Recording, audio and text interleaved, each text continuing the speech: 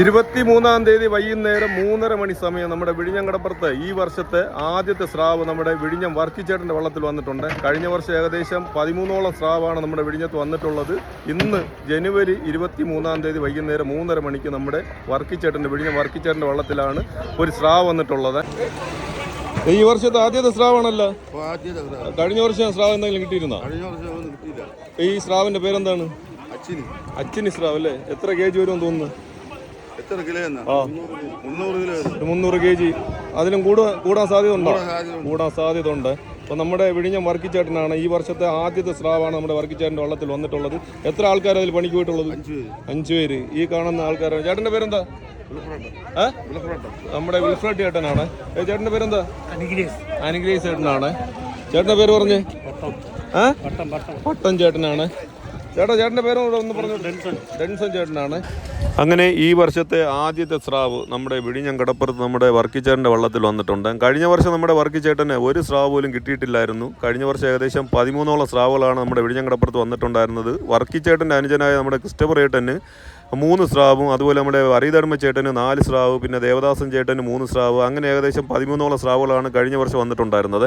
അപ്പോൾ ഈ ടൈമിന്, അതേ ചൂട് ടൈമിന് തന്നെയാണ് നമ്മുടെ സ്രാവിൻ്റെ ഒരു വരവ് നമ്മുടെ വിഴിഞ്ഞം കടപ്പുറത്ത് വരാൻ തുടങ്ങിയിട്ടുള്ളത്. പക്ഷെ വേറൊരു കാര്യം പറയാനുള്ളത്, ഇതുപോലെ ഡെയിലി പണിക്ക് പോയിട്ട് വരുന്ന വള്ളക്കാർക്ക് ഏതെങ്കിലും ഒരു സ്രാവ് കിട്ടിക്കഴിഞ്ഞാൽ അവർക്ക് അന്നത്തെ ദിവസം ഹാപ്പി തന്നെയാണ്. കാരണം ഒരുപാട് നാളായിട്ട് വള്ളക്കാരൊക്കെ പണിക്ക് പോയിട്ട് തിരികെ വരുന്ന ഒരു കാഴ്ചയൊക്കെ നമ്മൾ കാണുന്നതാണ്.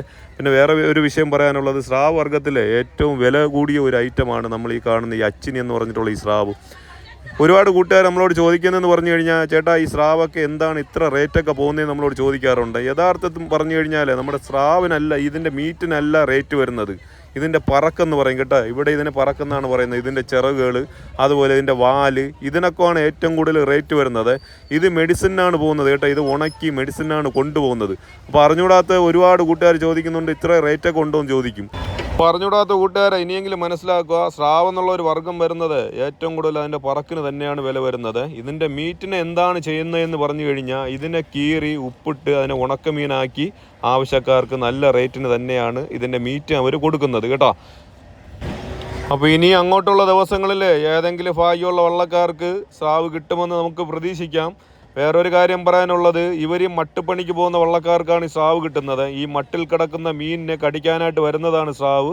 അപ്പോൾ സ്രാവിൻ്റെ ഒരു സാന്നിധ്യം അവർക്ക് മനസ്സിലായി കഴിഞ്ഞാൽ ഏതെങ്കിലും ഒരു വലിയ മീൻ, കമ്പീൻ ചൂണ്ട എന്നുള്ളൊരു സാധനം ഉപയോഗിച്ചിട്ട് അതിനെ ഹുക്ക് ചെയ്താണ് വെള്ളത്തിൽ ഇട്ട് കൊടുക്കുന്നത്. ആ സ്രാവ് കടിച്ച് ആ സ്രാവ് അവർക്ക് കിട്ടിക്കഴിഞ്ഞാൽ ആ വള്ളക്കാർക്ക് അന്നത്തെ ദിവസം ലക്ക് തന്നെയാണ് കേട്ടോ.